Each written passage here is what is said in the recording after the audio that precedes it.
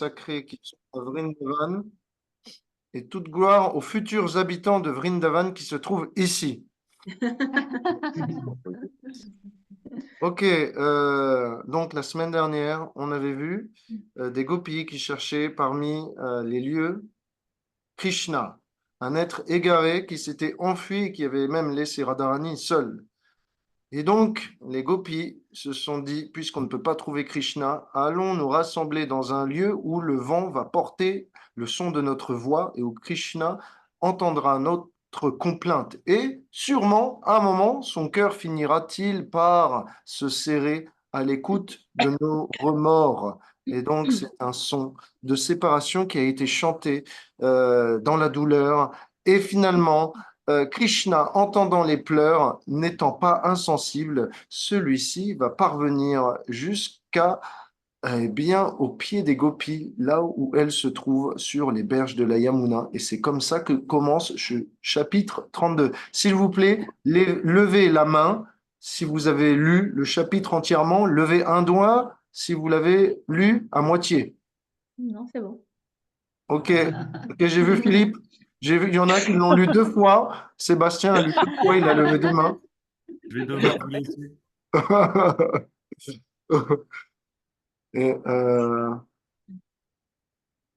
et Antonio, bah bon, qu'est-ce que je peux dire? Ah, il a, il a levé la main. Je t'ai eu. Ok.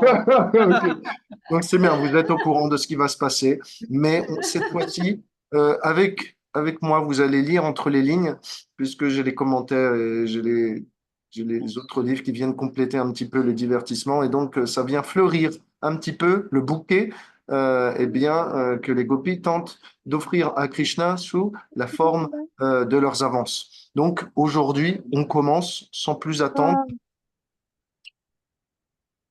l'apparition de Krishna. C'est parti.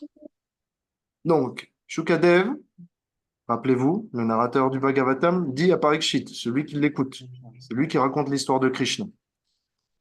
Ô roi, ainsi, ayant chanté, les gopis,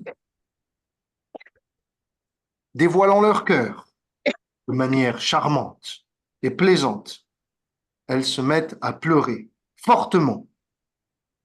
Elles étaient vraiment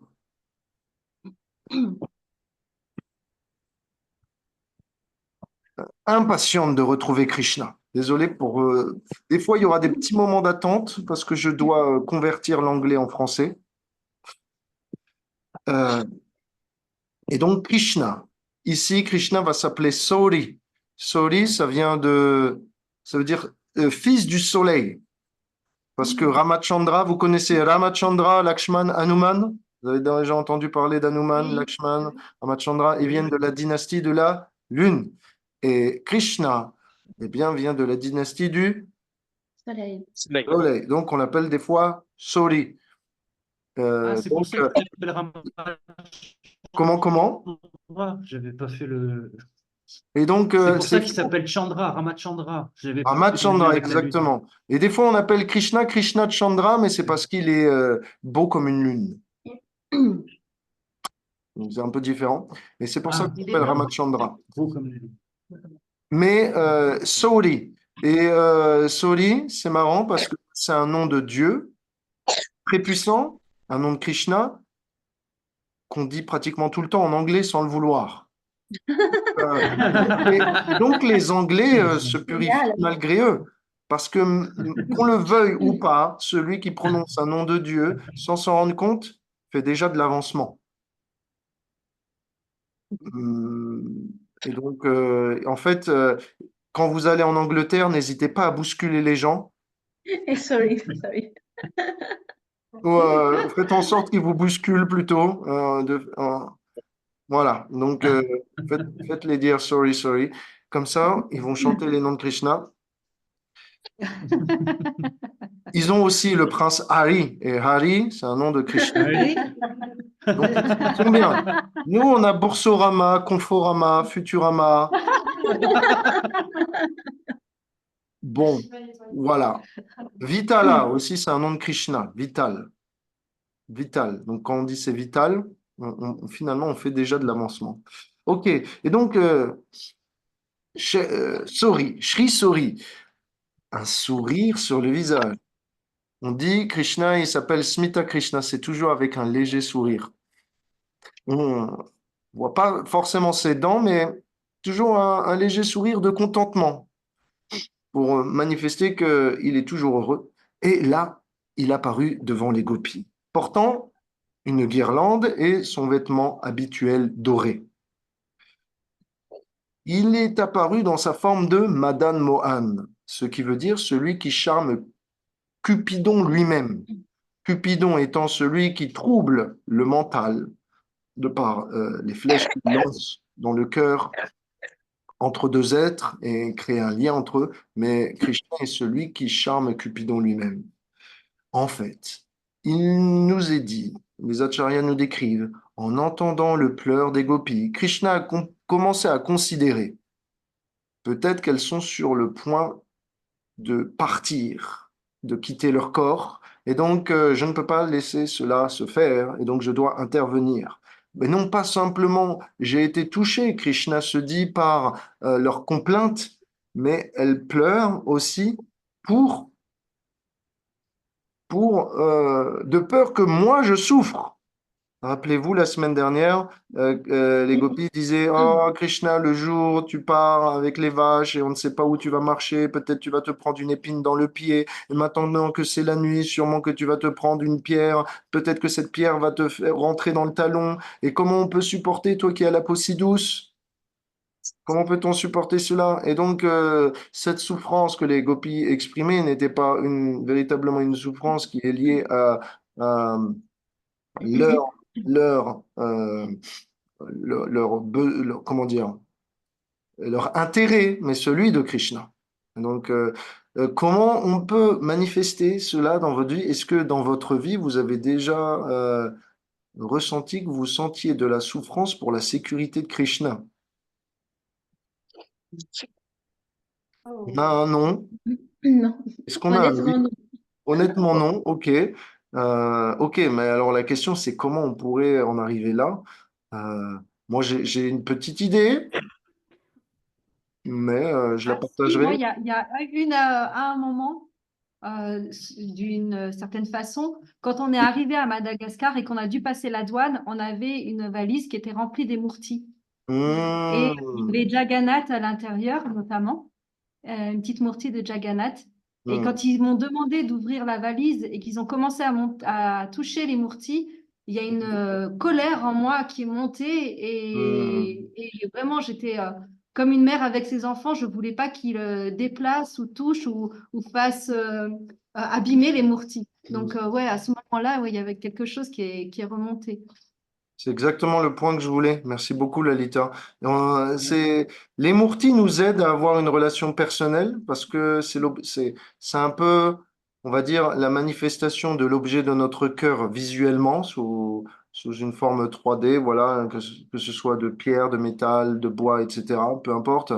Et donc, du coup, l'objet de notre cœur, on veut pas qu'il soit vu par n'importe qui, touché n'importe comment.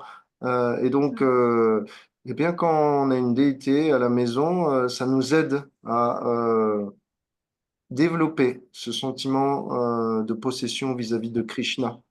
Et donc, pour ceux eh bien, qui souhaitent voilà, se préoccuper de la souffrance que pourrait causer autrui ou les événements à Krishna selon les circonstances, eh bien, n'hésitez pas eh bien, à envisager un jour eh bien, de voir peut-être un autel avec une forme de Krishna ou de Goranita, et peu importe l'objet de votre cœur, la forme que vous préférez. Et de cette manière, si vous commencez à faire un rituel quotidien, pas forcément long, 5, 10, 15 minutes, une offrande de nourriture, un arti par jour, eh bien, naturellement, on commence à développer peut-être des sentiments, comme disait Lalita, un petit peu maternels vis-à-vis de la déité. Donc, c'est un moyen. J'en ai d'autres. Il y a des moyens un peu plus simples ou plutôt accessibles pour tous. Tout le monde n'a pas forcément l'occasion de pouvoir avoir une déité ou l'envie, mais imaginons que vous avez un service pour Krishna, et que ce service, c'est votre lien à Krishna. Ouais. Et donc, naturellement, vous savez que ce service peut être utile pour Krishna et donc vous voulez le préserver, le protéger. Et donc, ce service n'est pas différent finalement de Krishna. Et donc, vous sentez l'obligation de protéger votre service pour Krishna et votre engagement pour lui, parce que vous savez que ça lui fait plaisir et que ça lui fait, ça lui sert. Donc de la même manière, quand on a des objectifs ou quand on a des engagements, des responsabilités vis-à-vis de Krishna, je ne sais pas de quelle manière, peu importe, que ce soit au jardin, que ce soit en termes communautaires, que ce soit en termes de prédication, que ce soit en termes managériels ou que ce soit en termes de donations financières, etc., on peut avoir euh, eh bien, l'envie de maintenir notre service parce que c'est ce qui nous lie à Krishna. Troisième point, euh, qu'est-ce qui fait qu'on ne veut pas faire souffrir Krishna? C'est un point simple, mais c'est un point qui mérite d'être dit. C'est simplement connaître les besoins de Krishna et donc éviter de faire tout ce qui peut lui déplaire et donc éviter de faire ce qui pourrait nuire à notre relation. Voilà, plus on écoute, plus on lit, plus on comprend comment Krishna aime être servi, plus on sait que, voilà, si je prends l'exemple des déités, il faut un standard de propreté, on essaye de l'améliorer. Ou quand on chante ses saints noms, qui n'est pas différent de Krishna, bon, on essaye de se concentrer. Donc, du coup, on est porté à son écoute. Et comme on appelle Krishna, on ne veut pas le délaisser et le faire souffrir, juste de l'appeler pour rien, en fait. C'est comme quand vous appelez quelqu'un au téléphone et puis vous le mettez en double appel. Si vous appelez Krishna avec votre japa en chantant le chant des saints noms et que vous pensez à quelque chose d'autre, en fait, vous le mettez en double appel. Donc, il attend à la ligne. Et Krishna, il est là. Quand est-ce qu'il revient? Il m'a dit qu'il était parti 5 minutes. Là, ça fait 1 heure. Donc, vous comprenez la logique. Donc, faut pas le faire, faut pas non plus le faire trop tester sa tolérance et sa patience, bien qu'il soit infiniment patient et tolérant. Voilà, ne le faisons pas souffrir de cette manière. Est-ce que vous avez compris les principes? Oui. Oui. Mm. Ok, basta. Euh, donc, c'est une chose, une leçon qu'on peut apprendre aujourd'hui, c'est que de par leur souffrance et leur désintérêt, on va dire voilà, leur service immotivé, et donc sans cause, dénué d'intérêt propre, eh bien, les gopis ont pu attirer Krishna de par leurs appels forts et intenses. Et donc, pour nous, ça veut dire même chose dans notre vie. On peut l'appliquer. Et donc, comment ça se fait que là, je ne sais pas si vous avez noté quelque chose, c'est que comment ça se fait que si les gopis souffrent, Krishna peut sourire? Est-ce qu'il ne serait pas un peu indifférent? En fait, Krishna sourit parce qu'il annonce la victoire des gopis. Et donc, c'est dit que Krishna est arrivé, les mains jointes, en demandant pardon. Mm. Et particulièrement, il a demandé pardon indirectement à Radharani en portant la guirlande qu'elle lui avait donnée auparavant, juste avant qu'il parte, en signe d'affection. Et Krishna s'est rapproché lentement des gopis en prenant sa chada, hein, c'est le bout de tissu qu'il porte sur ses épaules, un peu comme une écharpe longue, et il a essuyé les larmes des gopis qui pleuraient en l'appelant. Donc un geste d'affection. Krishna sourit parce qu'il sait aussi qu'il va réussir, expert comme il est, à les pacifier, qu'importe la situation. Parce qu'il est le Cupidon, il est le plus attractif.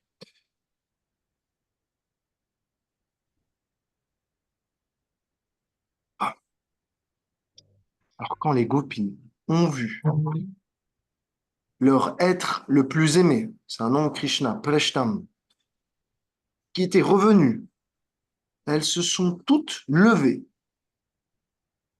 d'une d'une même voix.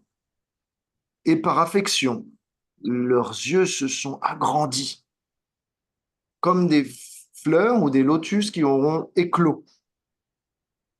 C'est comme si les airs vitaux qui animaient leur corps étaient revenus et animaient leurs poumons et faisaient battre leur cœur de nouveau.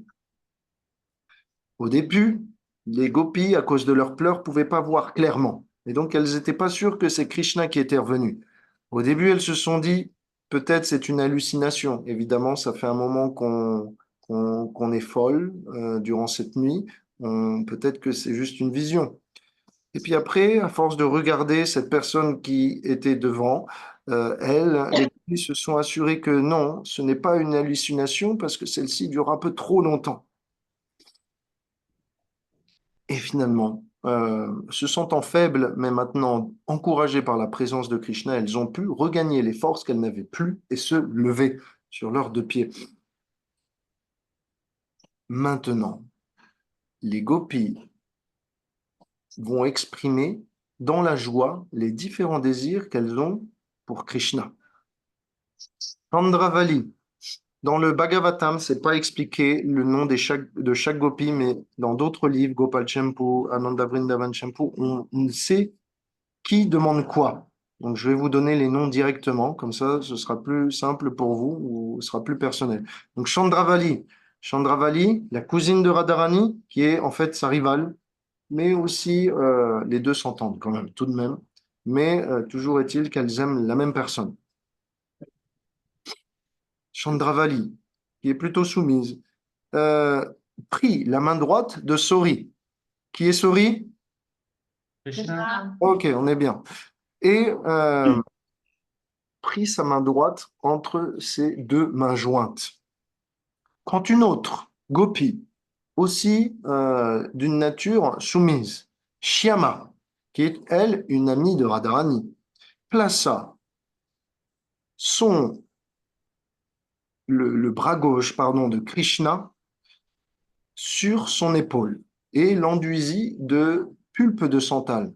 Pulpe de santal, c'est un bois des Himalayas qui est super odorant et qui, quand vous mélangez ce bois avec un peu d'eau et que vous touillez, ça donne une pulpe qui est très rafraîchissante. Donc, généralement, quand les Vaishnavas, ou plutôt quand Krishna aussi, il fait très chaud en été, on lui applique ça sur le front. C'est très rafraîchissant. Et là, c'est euh, Shyama qui fait ça. Alors, je vais juste vous expliquer rapidement. Il y a deux camps de gopis. Un peu comme les partis politiques, il y a un camp qu'on va appeler la gauche et un camp qu'on va appeler la droite. Est-ce que vous avez déjà entendu parler de ça? Chez Oui, les gopis, tu veux dire? oui, chez les gopis. Oui. Bah, le camp de Radharani et le camp de Chandravali. Voilà, c'est ça. Et le camp de Chandravali, ce sont les camps, on va appeler soumises, ou que je vais employer le terme soumise. Le terme sanskrit, c'est dakshina. Mais en gros, ça veut dire qu'elles se sentent contrôlées par Krishna ou elles sont, elles se donnent à Krishna entièrement. Elles sont totalement données à Krishna. Et il y a un camp qu'on va appeler plutôt possessive ou qu'on va appeler plutôt caractériel, d'accord? Et ça, c'est le camp de Radharani.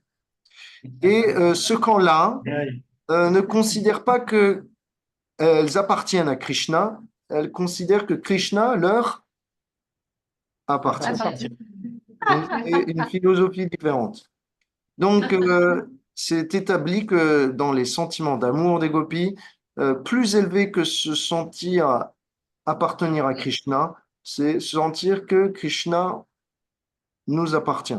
Mais là, on parle quand même des cimes, c'est dans les nuages, hein, vous comprenez? Nous, on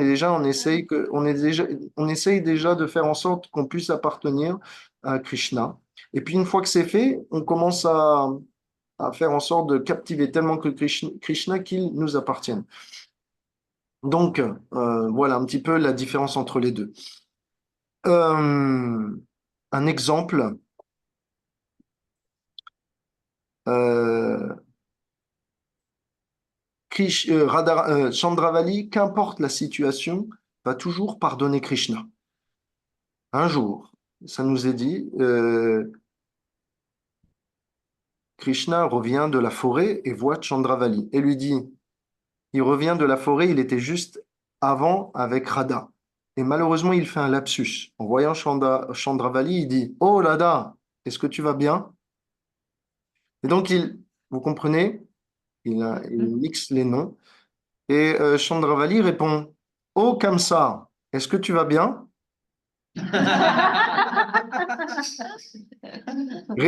Krishna répond, C'est vraiment oh, des rivales. ô toi qui es euh, confuse, où est-ce que tu as vu Kamsa? Chandravali répond, ô toi qui es confus, où est-ce que tu as vu Radha? Oh là là. Oh là là. Alors, c'est dit que Krishna baisse sa tête, sourit et devient embarrassé. Il ne sait pas quoi dire. Donc, pour autant, Chandravali ne lui a pas tenu rigueur de l'avoir appelé Radha. Par contre, un jour, Krishna sort de la forêt. Il était juste avant avec Chandravali et il vient voir Radharani. Et il dit, oh Chandravali, est-ce que tu vas bien? Et là, Radharani prend sa main et une, une claque sur Krishna. Et elle a fait demi-tour, elle est partie. Donc, ces deux exemples illustrent un petit peu la différence entre le côté caractériel de Radharani et le côté pacifique, on va dire, dans l'accessibilité de Chandravali. Donc voilà, c'est pour vous identifier les deux camps de gopis qui entourent Krishna. La gauche, l'extrême droite. Et entre les deux, il y a le camp de Bérou, où je ne sais plus si c'est toujours lui aujourd'hui qui fait le centre, mais il y a aussi les gopis. Donc vous avez, voilà, en gros, l'échiquier politique est fait. Donc, un nom de Chandravali, c'est Somabha. Ça veut dire la lumière de la lune. Et évidemment, entre toutes les gopis, à part Radharani, elle est experte. Shyamala, c'est une amie de Radharani qui est aussi très, on va dire, caractérielle, mais aussi très, comment on pourrait dire, une attaquante. Voilà, si on devait prendre un terrain de foot, elle serait du côté des attaquants, vous voyez. Et donc on a vu, voilà, deux gopis. Comme c'est bien de comprendre un petit peu, ce sont les gopis les plus avancés. Il y a 8 gopis, on va voir aujourd'hui, j'espère. Bon, je vais accélérer. Il y a 8 gopis qui sont considérés comme les 8 gopis, on va dire les, les héroïnes de Vrindavan, les héroïnes de Krishna. Donc il y a Radharani en tête, il y a Chandravali, il y a Shyama, qui est une amie de Radharani. Là, on va en voir une quatrième, une cinquième. Maintenant, je les présente. Une jeune fille à la taille fine, qui elle aussi est plutôt soumise, qui s'appelle Shebia, respectueusement arriva avec ses mains jointes et prit les noix de Bethel que mâchouillait Krishna, que vint à lui donner Vrinda Devi, donc Tulasi Maharani. Une autre gopi, aussi elle soumise, Padma, brûlant de désir, prit le pied droit de Krishna et le plaça sur sa poitrine. Elle était assise sur ses genoux sur le sol, pendant que Krishna était, lui, assis.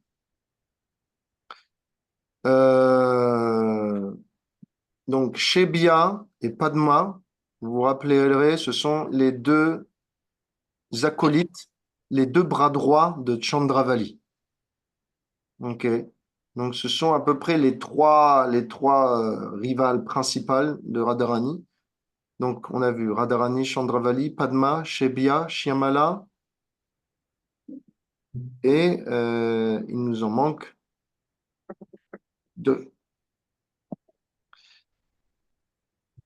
Ensuite, une gopi, celle-ci, Radharani, regarda Krishna avec un air de colère. Elle mordit ou morda ses lèvres, comme ça, et regarda à lui en le regarda en fronçant les sourcils, pardon, comme si elle aurait voulu le blesser par ses regards. Radha pensa, pourquoi es-tu encore apparu? Si c'est pour disparaître de nouveau. Ce qu'elle disait par son regard. Une autre gopi, Lalita, regarda sans cligner des yeux le visage pareil au lotus de Krishna, en appréciant toute sa beauté. Elle ne pouvait nullement s'en satisfaire, de la même façon que les saints ne peuvent se satisfaire de toujours méditer sur les pieds pareils au lotus de Krishna et donc méditent pour l'éternité.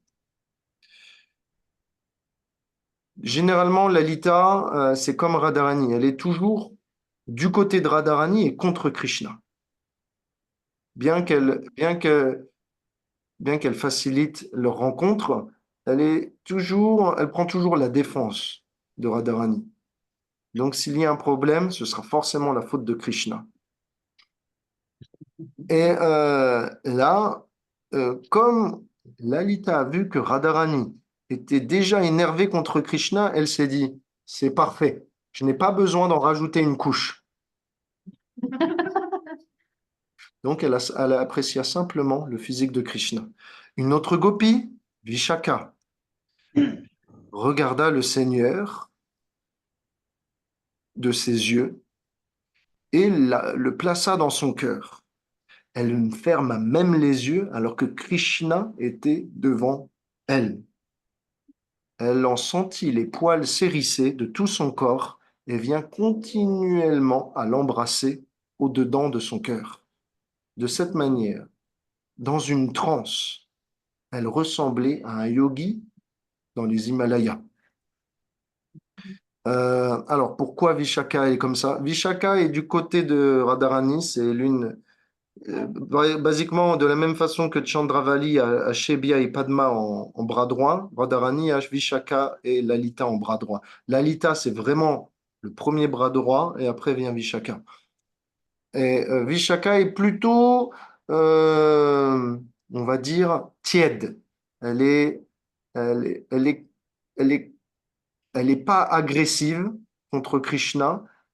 Elle est pas, donc elle est du côté de Radharani, mais ce n'est pas que elle va autant que Lalita peut le faire critiquer Krishna et lui trouver des défauts pour donner raison à Radharani. Donc voilà, elle est plutôt tiède. Et donc elle se fait plus facilement captiver par Krishna que ne le peut Radharani et Lalita. Et donc Vishaka, on nous dit, étant simplement timide et obéissante, ne pouvait pas vraiment regarder constamment à Krishna.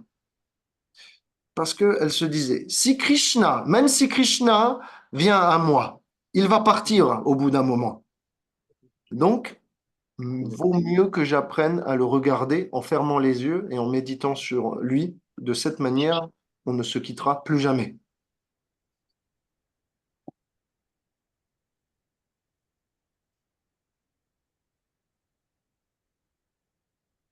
Donc, donc voilà, maintenant il y a une huitième gopi qui n'est pas mentionnée dans le Bhagavatam, mais qui est mentionnée dans le Vishnu Puran. Cette gopi s'appelle Bhadra. Et elle, qu'est-ce qu'elle fit? Elle se mit à rentrer en Sankirtan, voilà, elle commença à chanter fort les noms de Krishna en dansant. Elle ne fit rien d'autre. Et donc, vous avez Badra est plutôt, c'est quelqu'un qui est neutre. Donc, elle n'est pas du côté de l'un ou de l'autre. Des fois, elle prend le côté de Radharani, des fois le camp de Chandravali. Donc, vous avez les 8 gopis principales. Chandravali, Radharani, Lalita, Vishaka, Padma, Shebya, Badra et Shyama. OK? Ça va? Euh, Donc, généralement, on comprend que les Astasaki, euh, c'est-à-dire Champakalata, Lalita, Vishaka, Champakalata, Induleka, Tunga, Sudevi, Vidra, Sudevi, Rangadevi, Ranga. Rangadevi, Suchitra, voilà, ces 8-là sont les gopis les plus avancés. Non, ce sont les gopis les plus avancés parmi le groupe de Radharani. Hmm. Ok. Voilà. Bon, c'est juste. Non, mais merci. Voilà, c'est des détails, mais bon, ça, pour ceux qui apprécient. Et je sais que ça peut passer peut-être un peu au-dessus de la tête de certains, parce que c'est des notions qui peut-être vous disent pas beaucoup, mais quand vous apprécierez mieux, vous connaîtriez mieux les caractères de chacun, ce sera encore mieux de connaître un petit peu qui est qui, et vous apprendrez à mieux les apprécier, à mieux apprécier leurs actions, en fait, tout simplement. Donc, on continue.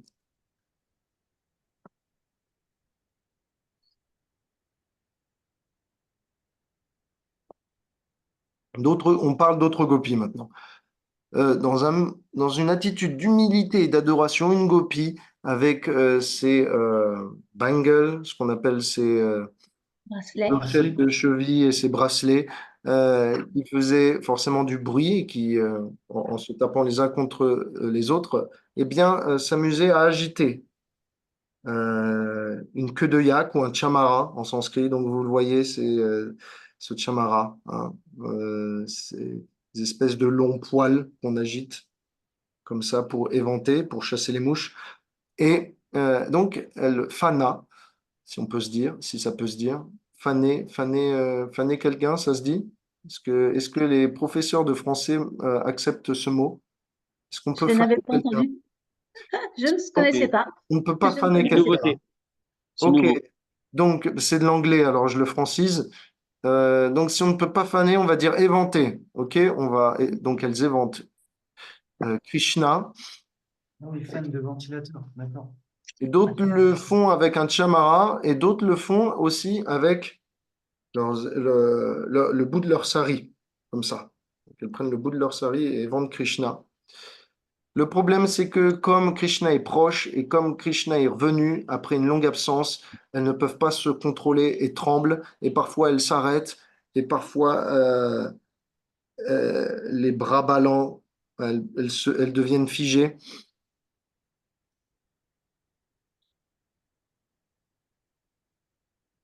Euh, donc, on continue. Toutes les gopis ont apprécié un festival euh, d'un bonheur et d'une joie les plus grandes quand elles ont vu le retour de leur bien-aimé Keshava. Keshava, ça veut dire aussi celui qui possède la beauté. Elles ont abandonné toutes les souffrances qu'ont pu leur causer la séparation immédiatement.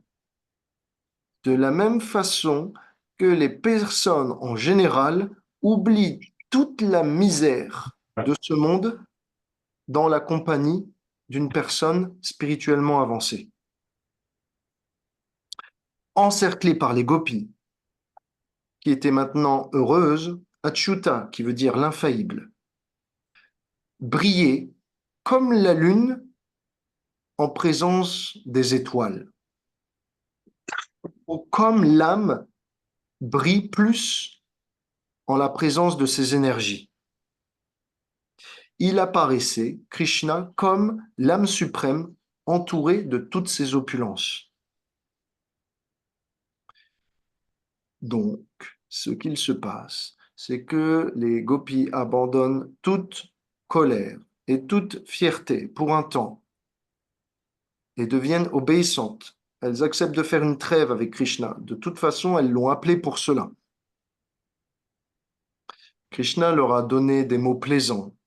Et par le mouvement gracieux de ses sourcils, il a pu toucher leur cœur et prendre leurs mains, essuyer leurs larmes. Cela les a conquis de nouveau. Ah, attention. Là, c'est dit que Krishna, en la compagnie des gopis, apparaît comme plus beau ou comme la lune entourée d'étoiles. Et donc, ça veut dire quoi? Écoutez bien, c'est beau. De la même façon qu'un homme apparaît plus beau en la présence d'une belle femme, de la même façon, Krishna apparaît plus beau en la présence des... Gopi. Exactement.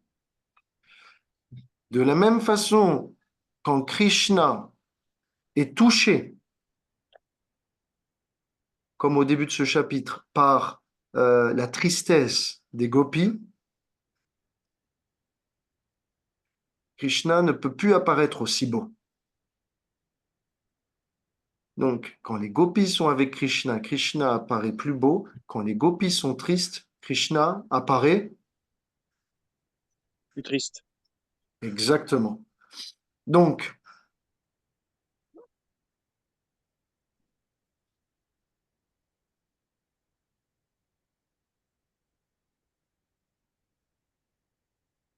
ce qui veut dire que Krishna est le plus complet en la présence des gopis. Et donc, c'est aussi une indication pour nous, c'est-à-dire qu'en notre présence, notre bonheur de servir Krishna fait le bonheur de Krishna. Et donc, Krishna, de par sa joie de nous voir heureux de le servir, devient encore plus beau. Comme il est encore plus beau, il devient de plus en plus attractif. Comme il est de plus en plus attractif, nous sommes encore plus joyeux de le servir. Et ainsi de suite. Donc, imaginez-vous qu'en votre compagnie, Krishna apparaît encore plus beau. Et que en la compagnie de Krishna, de la même façon, vous apparaissez aussi encore plus beau. Donc ça, c'est les relations spirituelles. C'est gagnant-gagnant. Vous voyez? Donc, on nous dit qu'il y avait des millions de gopis présentes. Parmi les principales 16 000, qui représentent en fait, parmi ces 16 000, 16 qui représentent les 16 énergies principales de Krishna. Et Krishna étant comparé à la Lune, et la Lune ayant 16 phases, eh bien, ces énergies sont comparées aux 16 phases de la Lune. Donc, c'est pour ça que vous avez deux lunaisons en un mois. OK. Euh, alors, leur peine de cœur, maintenant vaincue, dans la joie de retrouver Krishna.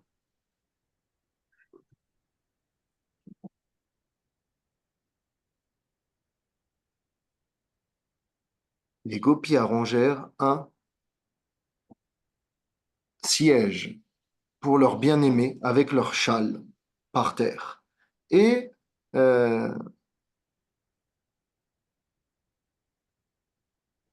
elles sourirent gentiment en disant, asseyons-nous ici.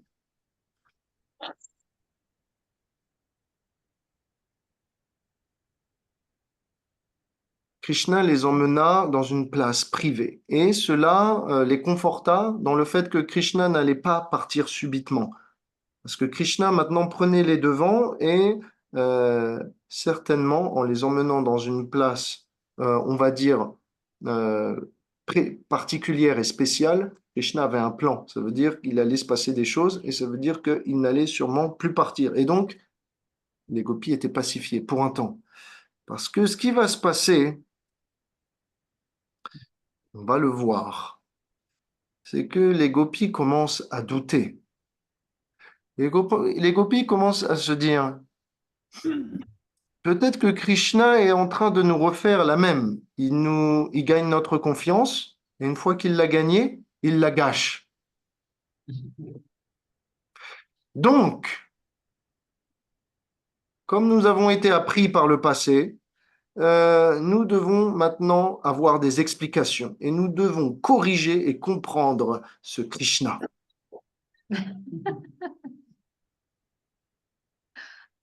Krishna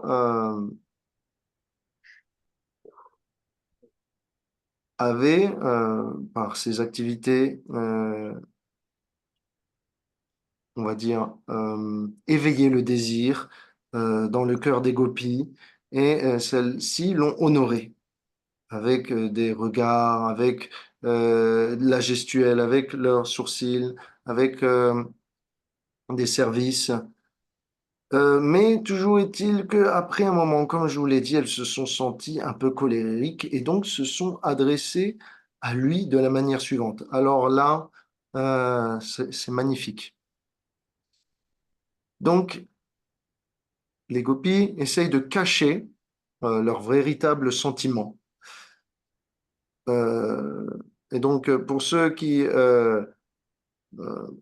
sont des femmes, peut-être vous reconnaîtrez la psychologie féminine dans la façon de faire.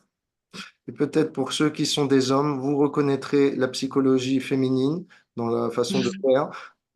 Donc, regardez bien comment c'est dit. Les gopis essayent de cacher leurs véritables sentiments avec des actions contraires. Elles sont en colère, mais elles feignent de ne pas l'être. Alors, elles massagent les pieds de Krishna et le glorifient euh, en lui faisant penser qu'elles sont totalement, parfaitement heureuses. Après, avec des sourires, une fois que Krishna est en confiance, les gopis placent maintenant leurs questions. Elles disent, euh, et donc je vais aussi dire le sanskrit parce que ça fait des jeux de mots. Euh, les gopis disent, cher Krishna, qui a une intelligence sans faille? En sanskrit, ça dit Keamala Buddhi. Krishna répond Yekomala Buddhi. Ça veut dire celui qui a un mental et des pensées douces. Les gopis disent Krishna, qui est le meilleur d'entre tous? Kemahita. Krishna répond Ye Kamahita. Ça veut dire celui qui est expert en amour. Les gopis disent Krishna, qu'est-ce qui est inutile? En sanskrit, idapachaya. Krishna répond Kopachaya. Ça veut dire la colère intense. Donc Krishna répond en faisant des jeux de mots, des bonnes réponses. Et les gopis demandent Krishna, qui est le plus fort? Kebalabhaja. Les gopis demandent. Et Krishna répond Kebalabhaja. Ça veut dire la personne qui est adorée. Les gopis demandent qui est en paix? Keshanta Eva. Krishna répond Keshanta. Ça veut dire celui qui n'est pas celui qui tolère et qui reste toujours heureux. Autrement dit, par leurs questions, les gopis essayent de faire dire, elles veulent faire dire des choses à Krishna. Et Krishna leur fait dire ce qu'elles devraient penser. Par ses réponses, il leur dit ce qu'elles devraient penser. Quand les gopis disent qui est en paix? Krishna dit celle qui reste toujours heureuse. Autrement dit, malgré tout ce que je fais, restez heureuse. Ça, c'est la vraie personne qui est en paix. Les gopis voulaient induire une autre réponse, mais elles ne l'ont pas eue. De la même façon, quand les gopis demandent qui est-ce qui est inutile, avec un jeu de mots, Krishna répond la colère. Autrement dit, ne vous mettez pas en colère, c'est inutile. Je sais que vous êtes un peu en colère, même si vous le cachez. Et quand Krishna dit, quand les gopis demandent qui est le meilleur, Krishna dit celui qui est expert en amour. Autrement dit, moi qui me suis joué de vous pour un temps, pour avec amour. Ça continue. Les gopis demandent euh, qui jouit de la plus haute forme d'amour? Krishna répond, le lotus qui toujours reste dans le lac. Je vous laisse méditer là-dessus. Ensuite, maintenant, Krishna dit, cher Gopi, inversons maintenant les rôles. Laissez-moi pour vous poser les questions et c'est vous qui donnez les réponses. Krishna demande, qui doit être adoré? Maintenant, c'est les gopis qui vont faire, euh, qui vont répondre ce que Krishna devrait penser. Vous comprenez? Donc, les gopis disent, euh, celui qui est rempli d'amour. Autrement dit, pas toi, Krishna, qui nous a délaissés et nous a fait pleurer. Krishna répond, mais qui est rempli d'amour? Les gopis disent, celui qui est le refuge d'un amour pur. Et Krishna demande, qu'est-ce que l'amour pur alors? Les gopis disent, retenez bien, qu'est-ce que l'amour pur? Qu'est-ce que prem? Souvent on entend ce mot prem. Qu'est-ce que prem? Les gopis répondent, une définition de l'amour pur, du plus haut d'amour, pur et parfait. Elles disent, ce qui ne connaît pas la séparation. Autrement dit, tu ne nous aimes pas purement, Krishna, et tu n'as pas d'amour pur, puisqu'apparemment, tu romps notre relation de bien des manières. Mais Krishna demande, qu'est-ce que la séparation alors? Et les gopis répondent, une définition de la séparation que vous pourriez retenir. La séparation, c'est ce qui ne peut pas vivre à distance de l'être aimé. C'est ce qui ne peut subsister loin de son objet. Ça, c'est la séparation. Donc, les gopis disent, pour nous, l'amour, c'est ce qui ne connaît pas la séparation. Et elles disent, qu'est-ce que c'est la séparation? C'est ce qui ne peut tolérer la distance. Donc, c'est une belle définition de l'amour que l'on a aujourd'hui.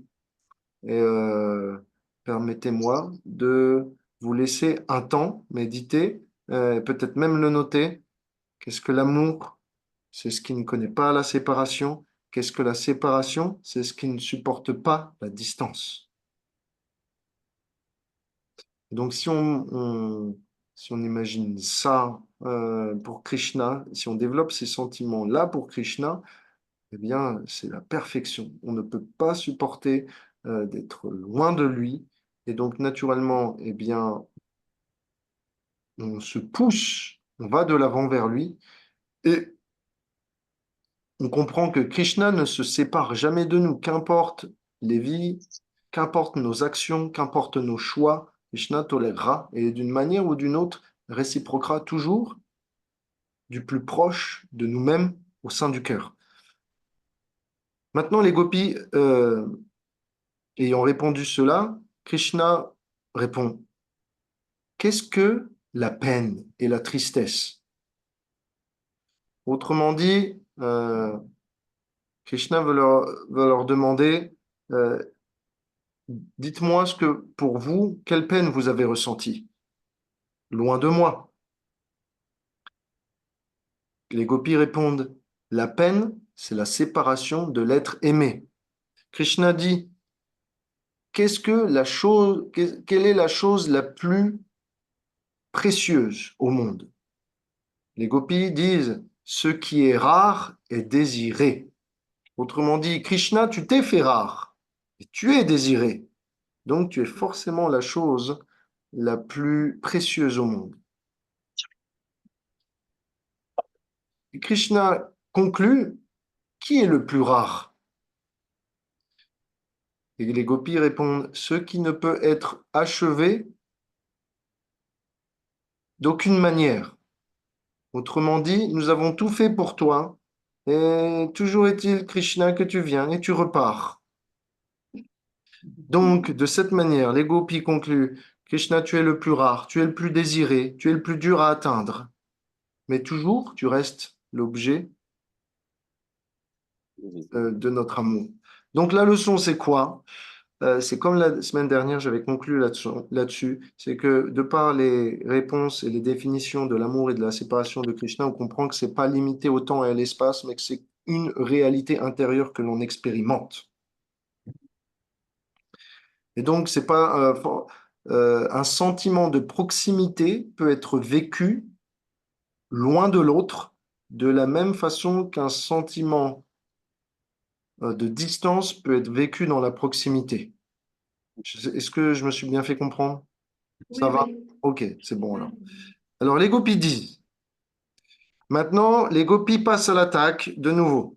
Là, elles veulent des explications claires. Comment ça se fait que tu t'es comporté de cette manière, Krishna? On veut te faire cracher le morceau. Krishna, les gopis disent, certaines personnes réciproquent leur affection euh, seulement avec ceux qui... pardon. Certaines personnes donnent de l'affection seulement avec ceux qui réciproquent. Un second type de personne donne de l'affection à n'importe qui, même à ceux qui sont inimicaux. Il y a un troisième type de personne, ils ne montrent aucune affection, même avec ceux qui cherchent à être bienfaisants.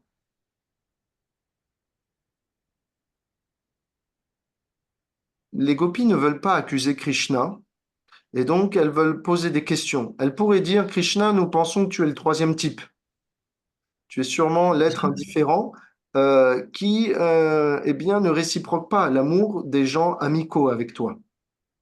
Mais elles veulent pas. Alors elles vont demander à Krishna, alors d'après toi, il y a un choix, tu vois, il y a plusieurs types de personnes dans le monde qui aiment.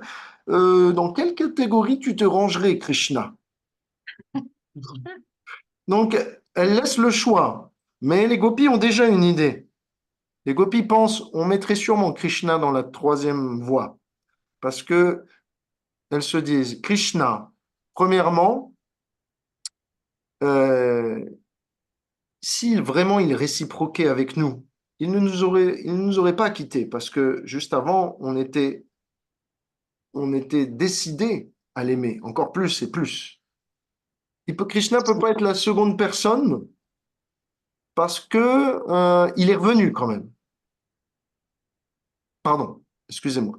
Krishna ne peut pas être la seconde personne. La seconde personne, c'est-à-dire celle qui aime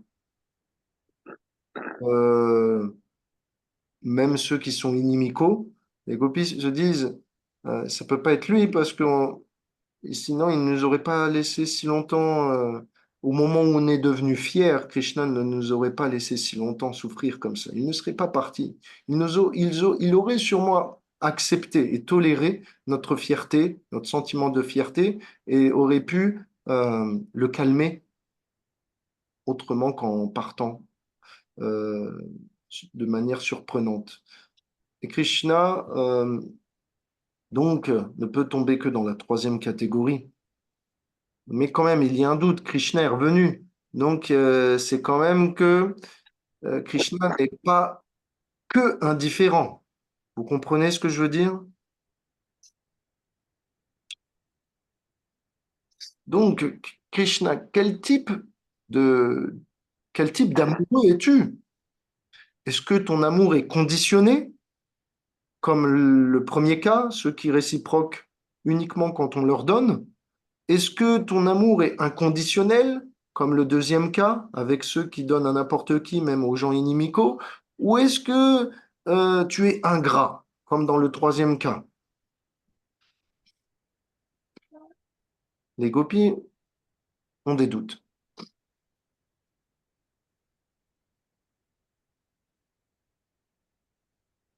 Elles veulent corriger le caractère de Krishna, elles veulent apprendre à le connaître pour mieux le satisfaire. C'est le but de ces questions. Et donc Krishna répond, mes chers amis, ces soi-disant personnes qui font montre d'affection, simplement quand on leur donne quelque chose, ne sont en réalité que purement individualistes et égoïstes. Pour moi, cette relation n'est pas amitié, mais purement transactionnelle. Basiquement, si vous ne réciproquez que quand vous recevez, c'est une nature, on va dire, calculatrice ou calculateur. Vous voyez. Donc, Krishna dit, c'est pas comme ça. Pour moi, c'est pas les personnes que je considère qui sont dans mon cœur et que je peux apprécier. Et donc, Krishna continue. Mes chers gopis à la taille fine, certaines personnes sont honnêtes, compassionnées, comme des parents peuvent l'être avec leurs enfants. De telles personnes sont certes dévouées et peuvent réciproquer avec tous. Celles-ci, véritablement, possèdent l'amour le plus pur. Autrement dit, Krishna dit l'amour inconditionnel, qui n'est pas limité à notre famille, mais à l'ensemble du vivant, qui n'est pas limité à ceux qui nous font du bien, mais aussi aux autres. Cet amour-là, je le considère comme celui qui est le plus grand. Après, Krishna dit, quant à ces individus qui sont ingrats, c'est-à-dire qui sont parfois spirituellement avancés, mais qui, expérimentant la joie intérieure, se désintéressent du monde et considèrent toutes les personnes comme mondaines, ou ceux qui sont matériellement satisfaites et qui donc du coup, eh bien, se sentent totalement indépendantes et totalement arrogantes, ou simplement ceux qui sont envieux et arrogants, ces personnes-là, on ne peut pas vraiment dire qu'elles aiment. Elles sont dépourvues d'amour. Donc, Krishna maintenant conclut. Krishna dit, la raison pour laquelle je n'ai pas immédiatement réciproqué votre affection, comme je ne réciproque pas forcément immédiatement l'affection des gens qui m'adorent, c'est parce que je veux intensifier leur dévotion. En réalité, quand je fais ça, c'est comme s'ils avaient obtenu une richesse, un pécule, et qu'ils l'avaient perdu ensuite. Imaginez que vous grattez les 3 télés à l'euro-million, ou je ne sais pas comment on dit ça, que vous gagnez le jackpot au loto, et vous êtes à la télé, vous voyez, vous avez tous les numéros gagnants. Et donc, vous êtes tellement dans la joie et la bonne humeur que quand vous sortez de chez vous, vous gambadez. Malheureusement, il y a une bourrasque de vent qui prend votre papier de loto et qui l'emmène dans les airs. Et vous courez après et il va par-dessus la clôture du voisin et passe par-dessus le toit du voisin. Et c'est fini. Votre billet de loto gagnant est parti et vous ne le retrouverez plus. Est-ce que vous voyez un petit peu l'ascenseur émotionnel que ça peut faire? Bien, Krishna dit, c'est ça que je crée quand je ne réciproque pas immédiatement. J'apparais, je disparais, et parce que vous avez connu la sensation et la saveur de m'avoir eu, et que vous cherchez après encore et encore, vous êtes comme après ce billet de loto qui flotte dans les airs. Donc, voilà. Alors là, écoutez bien, ça va aller. Il ne nous reste pas beaucoup de temps, mais ce sont les moments les plus beaux du chapitre. Alors, si vous aviez quelques moments d'attention, eh bien, faites en sorte qu'il soit maintenant, eh bien, totalement, eh bien, concentré. Krishna répond, je ne suis pas ingrat, parce que mon indifférence est une forme de considération. Ne me voyant pas quand il m'adore, ces âmes abandonnées développent l'humilité. Et quant à ceux qui ont déjà développé l'humilité, ils développent un amour encore plus grand. Et donc, ils développent un attachement encore plus grand. En réalité, parmi les 3 types de personnes, d'amoureux que vous avez mentionnés, je n'en suis aucun.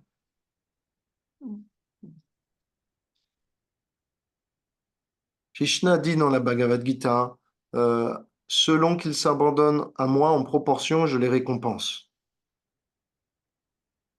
Mais Krishna dit ici, il se contredit ici, il dit, celui qui m'approche avec dévotion, parfois, pour intensifier son amour, je ne réciproque pas immédiatement, totalement.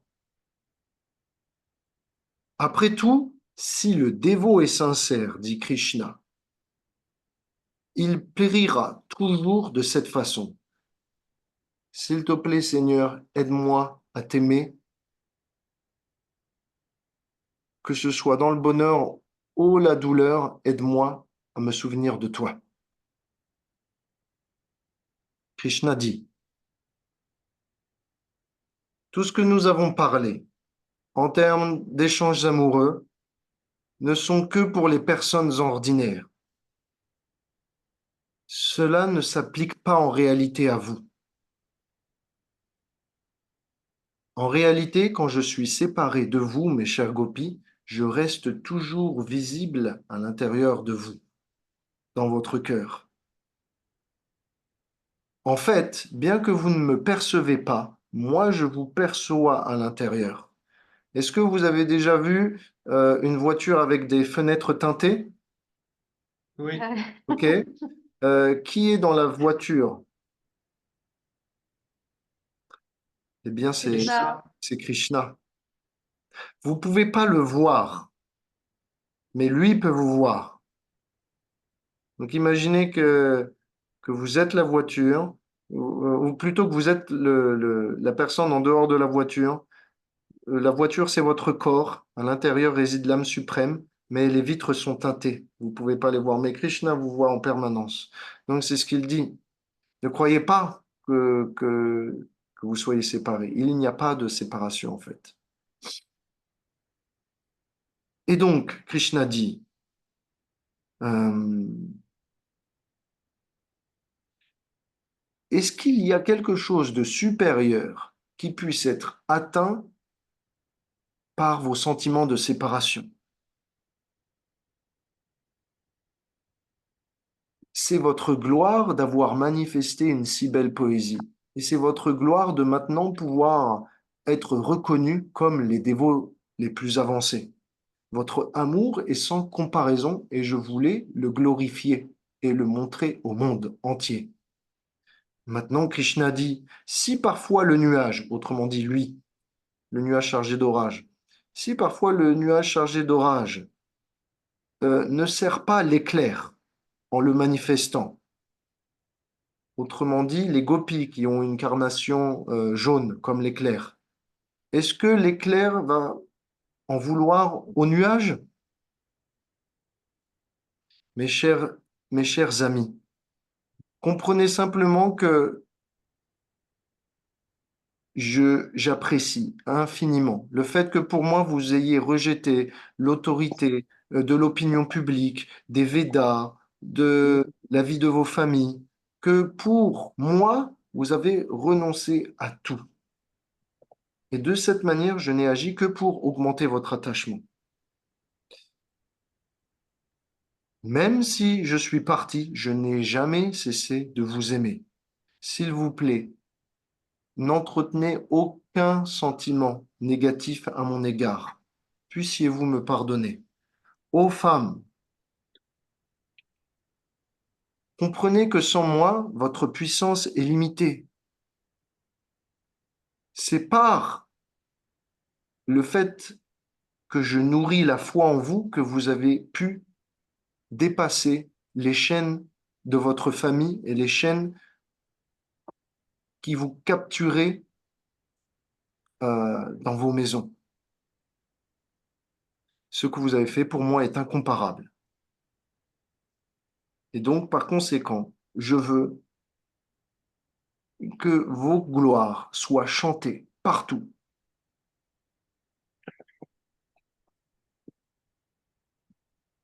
Je ne suis pas capable de repayer la dette pour votre service infini, même si je venais à vous servir pendant toute une vie de Brahma, ou autrement dit, une vie d'un univers entier.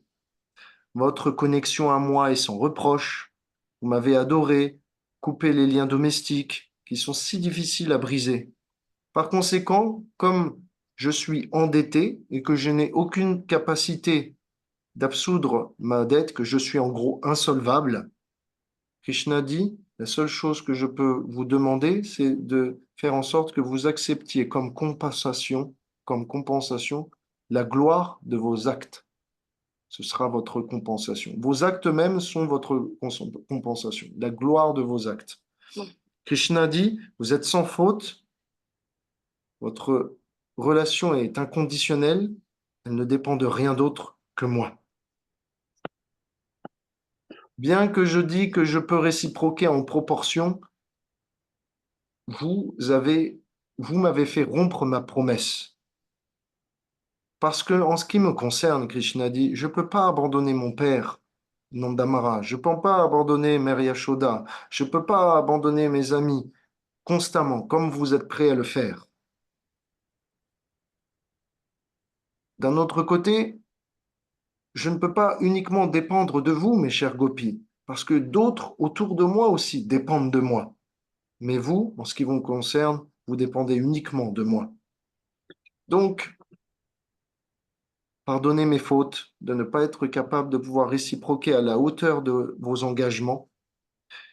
Je me considère éternellement votre serviteur. Et donc, laissez quelques dévots dans le futur partager vos gloires. Ce sera ma compensation et ma bénédiction. Krishna dit cela en conclusion et à quoi ça vous fait penser? Est-ce que ce ne serait pas par hasard ce que Chaitanya Mahaprabhu est venu faire pour amoindrir la compensation des gopis? Enfin, la dette que Krishna a pour les gopis, en glorifiant eh bien, leurs sentiments, en redécouvrant les lieux de Vrindavan, en demandant à ses disciples d'écrire des littératures exprimant de manière systématique et en même temps lyrique, eh bien, tous les échanges que peut avoir Krishna à Vrindavan avec les gopis.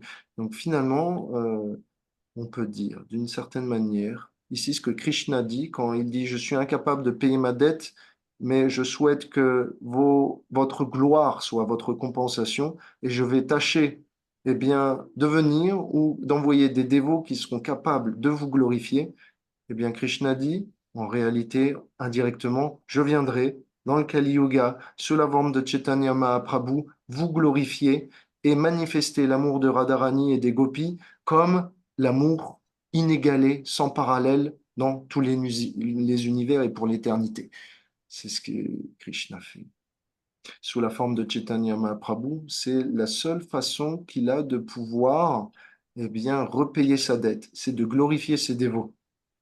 Comme Krishna le dit, je fais un petit résumé, Krishna dit, vous abandonnez plus que moi je ne le peux. Il y a trop de personnes qui comptent sur moi, donc je dois me séparer. En fait, j'ai une infinité de serviteurs, donc je dois tous les contenter. Donc je ne peux pas réciproquer à hauteur de ce que vous faites. Donc la seule chose que j'ai à faire, c'est de vous servir et de vous glorifier. Et donc pour ça, je suis prêt à descendre et à prendre une incarnation. Ça s'appelle Chaitanya Mahaprabhu. Et donc ça veut dire que Krishna est conquis par ses dévots jusqu'au point où il est prêt à prendre une forme spéciale pour les servir. Cette forme spéciale qui est faite pour servir ses dévots et les glorifier, c'est Chaitanya Mahaprabhu. Et donc aujourd'hui, c'est son anniversaire. Et donc je trouve peut-être que c'est une belle coïncidence que Krishna nous offre aujourd'hui, que on puisse méditer comment Chaitanya Mahaprabhu, eh bien, nous offre sur un plateau doré l'amour qu'il considère le plus exalté et comment il veut, pour qu'on diminue sa dette qu'il a éternellement auprès des gopis, qu'on les serve. En s'engageant au service des habitants de Vrindavan et des gopis et de Srimati Radharani d'une manière ou d'une autre, eh bien, on diminue la dette que Krishna ressent pour, pour ses bien-aimés. Et je conclus sur les pensées des gopis. Une fois qu'elles ont entendu cette déclaration de Krishna, les gopis pensent. Et c'est une belle conclusion. Les gopis pensent, Krishna a fait tout ça pour plusieurs raisons.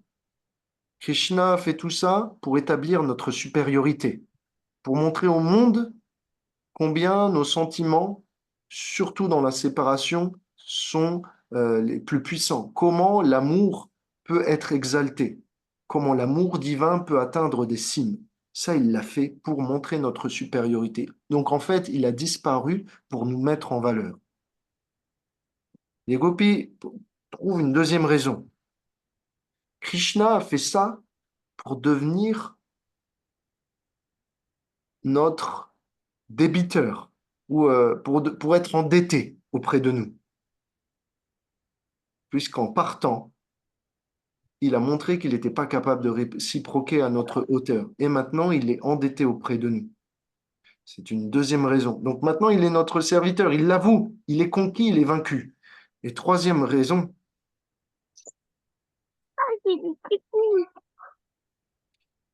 c'est que Krishna aussi,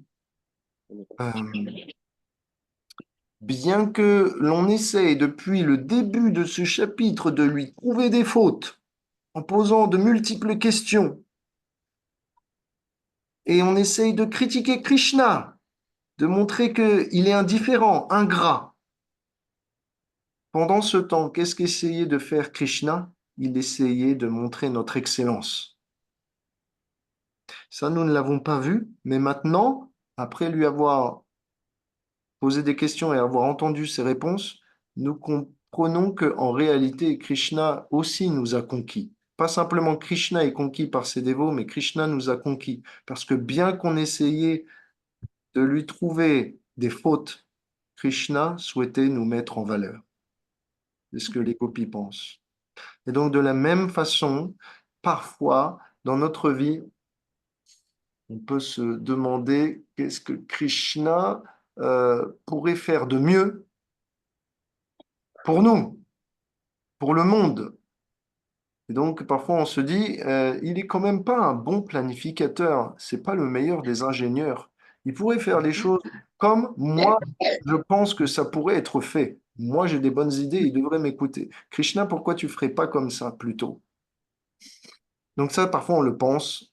Même quand j'étais à Jagannath Puri, je peux vous dire que, parce que là-bas, vous savez, c'est l'État qui est protégé par de tous les, à force d'avoir des attaques, l'État c'est vraiment euh, protégé de toute influence extérieure et donc il y a certains temples où les non-hindous ne peuvent pas rentrer. Donc vous pouvez pas voir Jagannath.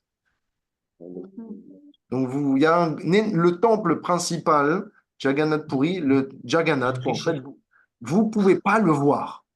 Vous pouvez juste voir son temple. Et quand vous essayez de rentrer, les gardes sont là avec un bâton et ils sont prêts à vous châtier. Et là, vous êtes peut-être comme moi en train de vous demander, mais attends, si Jagannath, tu nous aimes vraiment, pourquoi t'arrangerais pas quelque chose? T'en es capable? Tu peux nous faire entrer. Tu peux glisser une lettre faire passer un message pour dire ça va, il y a certaines exceptions.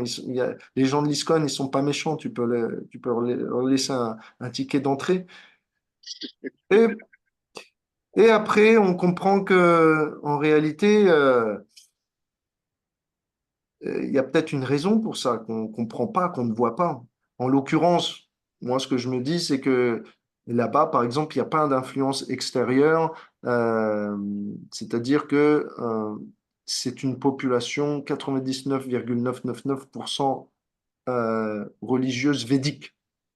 Alors que dans les autres États, par exemple le Bengale, eh ben, il y a d'autres influences religieuses qui viennent eh bien, se répandre. Donc je me dis peut-être que Jagannath aime être protégé de cette manière, aime ce sentiment de protection et de possession de ses habitants. Et peut-être que je le juge mal, parce qu'après, je me suis rendu compte que quelle est la première déité que Srila Prabhupada a installée dans l'ISKCON? Bah, ça doit être Jagannath. Ouais, et ouais, c'est Jagannath, à San Francisco. Là, je me dis, C'est euh, quand il a montré. Elles étaient mal installées d'ailleurs.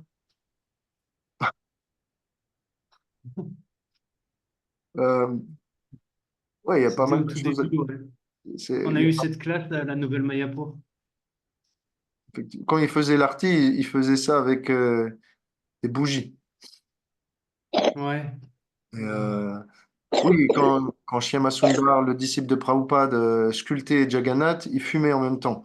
Prabhupada avait vu ça et il disait, c'est dommage, il y a cette cigarette qui nous sépare entre nous et lui. Enfin, bref, ce que je veux dire, c'est que Prabhupada accomplit le désir du Seigneur. On est d'accord? Donc Jagannath avait aussi envie de venir nous rejoindre. Donc, de la même façon qu'on peut ne pas voir directement les plans du Seigneur et qu'on peut eh bien juger à l'emporte-pièce et lui attribuer des fautes qui ne sont pas les siennes, de la même façon, les gopis ont réalisé, après un moment de réflexion et après avoir été inspirés par Krishna, que, en fait, pendant que nous, on était en train de lui chercher des fautes, lui était en train de nous chercher des qualités. Donc, bah voilà, on devrait essayer de suivre cet exemple de Krishna, chercher des qualités dans les autres plutôt que de leur chercher des défauts. Et véritablement, ça changera notre conscience. Est-ce que c'est la fin de ce chapitre? Donc, j'espère que ça a été pour vous. Est-ce que vous avez des questions?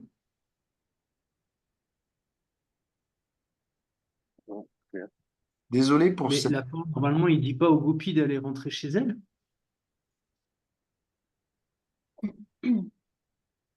Je n'ai rien vu de tel.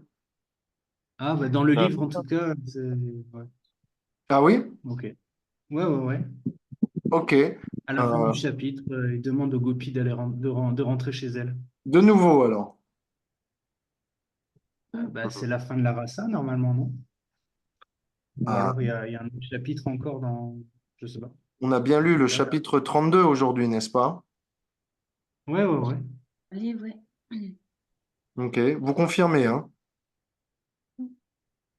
Bah, Vous moi, je confirmez? confirme pour moi. Après, J'avais plein les de autres, questions. confirment. Ok.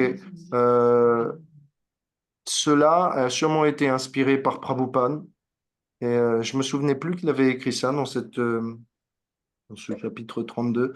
Ce n'est pas vraiment spécifié dans le sanskrit. Ce que je peux vous dire, c'est que la semaine prochaine, plutôt que de se séparer, la Rasa Lila va véritablement monter crescendo, s'accomplir et se finir. Ah non, pardon. Non, c'est moi. Toi, tu as anticipé. Non, en fait, parce que tu as dit c'est la fin du chapitre. Et la fin du chapitre, non, c'est pas la fin, en fait. Non, voilà. Et C'est la c'est fin de pas. la classe. Donc, la semaine prochaine, on va véritablement voir comment Krishna est capable de danser avec des millions de gopis Oui, oui, à la Ah oui. oui, fois. d'accord. Ouais, c'est Comment ça. il va les emmener les unes et les autres et comment il va réciproquer de manière unique et spéciale avec les désirs de chacun. En fait, aussi, cette semaine, c'était sûrement aussi pour vous l'occasion de voir comment vous pouvez avoir des idées pour servir Krishna. Euh, on est d'accord. Ça, c'est Là, on parle surtout de sentiments conjugaux, mais finalement, je veux dire, éventer Krishna, euh, prendre sa main et l'emmener dans les bois, ça peut très bien être aussi fait en tant qu'ami, en tant que serviteur. Donc, essayons de trouver, eh bien, essayons d'être inspirés, de vouloir offrir euh, à manger, un service particulier, euh, des mots et des mots choisis, un endroit qu'on affectionne particulièrement pour Krishna, parce qu'il y a la forêt de Vrindavan, il y a Govardhan, il y a la Yamuna, il y a sous un arbre, il y a sur une balançoire. Krishna peut jouer des fois au dé, parfois il lui fait des batailles dans le... Il y a tellement de choses à faire avec Krishna, alors vous voyez, vous ne manquez pas de choix. Et donc, au fur et à mesure qu'on va voir le livre de Krishna, eh bien, on va voir toutes les façons que ces dévots ont de le servir. Et sûrement qu'à la fin de ce livre de Krishna, on arrivera peut-être à discerner en nous, eh bien, une tendance.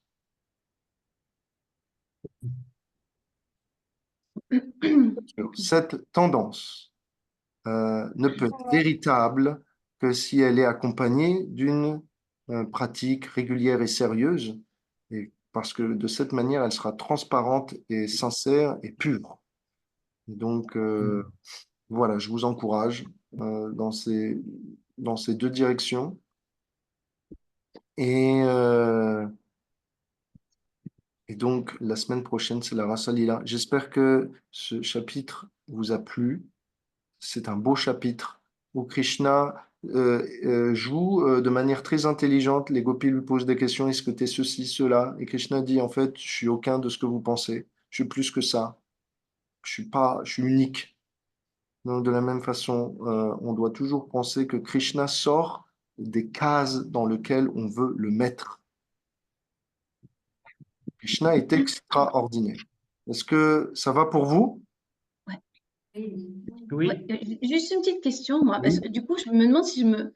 Il n'y a pas un décalage entre ta version plus complète et ici. nous, le livre de Krishna qu'on a en français, parce que là, je ne comprends pas. Là. Le chapitre 32, on est déjà rendu à ce que tu nous demandes de voir pour la semaine prochaine. On l'a déjà Ouais. lu, ça, dans le livre de Krishna, toute la danse. Ok, alors, une seconde. Je vais ouvrir moi-même. En fait, le chapitre 32 sur le livre de Krishna, c'est déjà, il danse déjà la Rasa Ben Lila. oui, c'est ça. C'est la réunion. Le chapitre 32 du Bhagavatam, c'est la réunion. Comment il s'appelle votre chapitre 32 sur le livre de Krishna? La Rasa Lila. Et le chapitre 33? Non, c'est avec Nanda Maharaj, ça n'a rien à voir. Ok, alors je vois ce qui s'est passé. Prabhupada a condensé deux chapitres du Bhagavatam Ah, ok. en un chapitre du livre de Krishna. Ouais, C'est ouais. pour ça. Donc, Là, en on réalité, arrive à la la moitié. semaine prochaine, je vais conclure votre chapitre 32. D'accord, qu'on a déjà. Ok. Bon, Donc, donc du coup, la semaine prochaine, je te mènerai plein de questions parce que j'ai annoté des petites choses ok, c'est qui super. qui m'ont, qui m'ont interpellée et je dis, mon mental humain est trop limité, j'arrive pas à saisir la subtilité. Alors, j'ai essayé plein de subterfuges de l'expérience à moi pour essayer de me glisser pour pouvoir comprendre les sentiments. Je me dis, c'est pas possible, mais ça m'a fait bugger le cerveau. Ok, alors on va débugger tout ça. Voilà. Donc on va remettre le software à jour. Et normalement, après Très la mise bien. à jour, ça devrait fonctionner plus logiquement et plus rapidement. Si je suis un bon informaticien spirituel, je devrais bien réencoder tout ça. Merci. Merci d'avance. J'ai l'impression que ça colle, Révati, ce que tu as fait, parce que le chapitre 32, c'est Krishna revient vers les gopis, et le 33, c'est la danse rasa. Ouais. Donc, j'ai l'impression que ça colle parce qu'on n'a pas vu encore le 33. Ah, c'est Euh, dans une version du Le livre. Alors livre qu'on n'a pas tous la est même en même version. temps. Une version du livre de Krishna.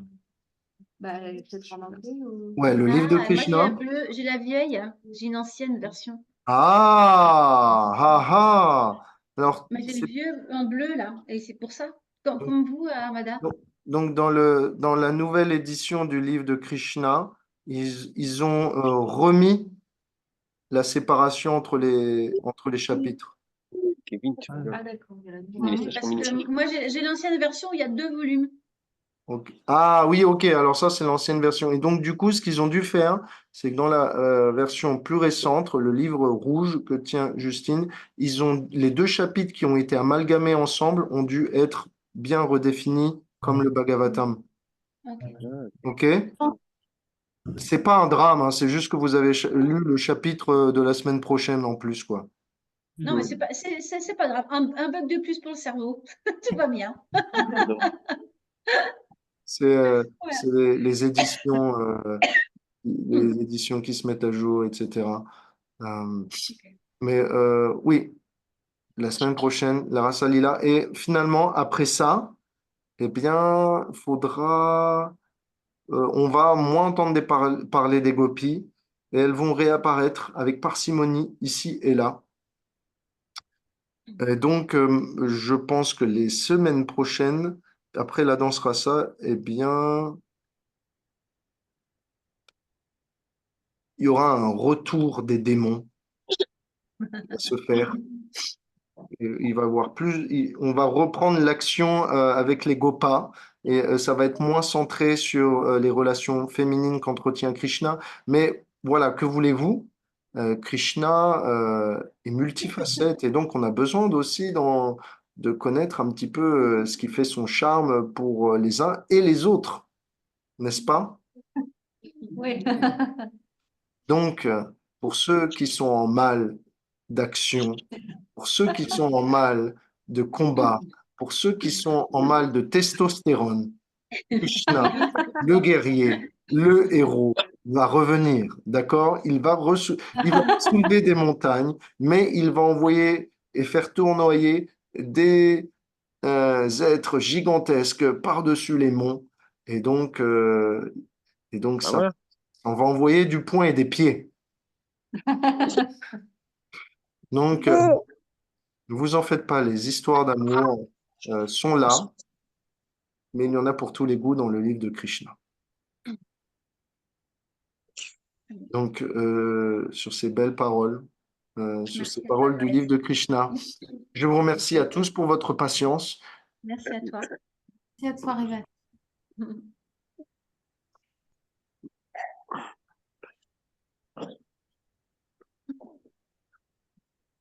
Puissions-nous maintenant nous recueillir un instant pour contempler Krishna. Au bord de la Yamuna, revenant auprès des siens qui le cherchent ardemment.